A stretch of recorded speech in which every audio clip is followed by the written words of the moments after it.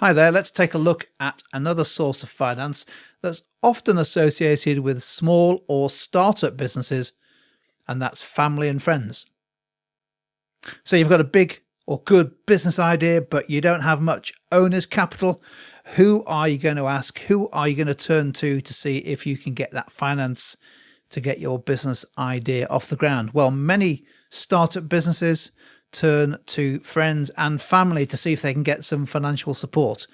And so that's what this is. It's finance provided by friends and family, usually cash in some form, and often a small amount, not always so, but often a small amount that is just there to provide it to get that business up and running, often with no expectation that the amount would be repaid.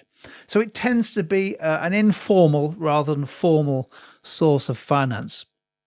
As you can see from that description of friends and family, this has a variety of advantages to a startup or small business, not the least being speed and flexibility. You ask Auntie Edna to see whether she's prepared to give you £2,000 to buy that first lot of inventory. If she says yes, the cash comes in and off you go. Less need, maybe no need at all, for Auntie Edna or whoever it is to see your formal business plan before the cash is provided to the business. And often friends and family provide small amounts but regular amounts into the business, so it's not a one-off source of finance.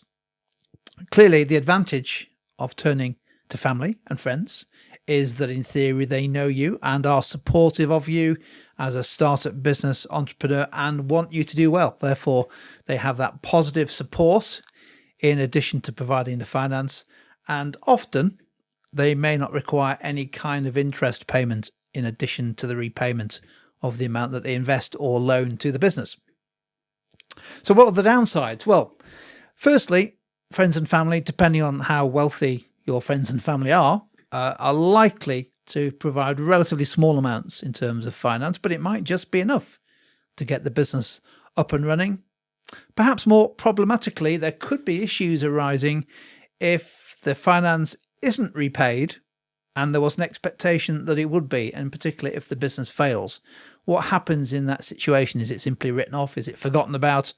Or does it lead to issues that maybe need to be resolved before relations with friends and family get back onto a positive basis?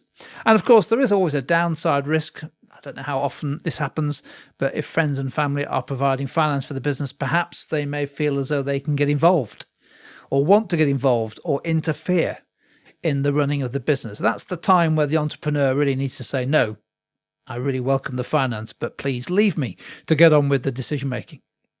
There we go then. That's an overview, a very quick overview of one of these relatively informal sources of finance for businesses, family and friends.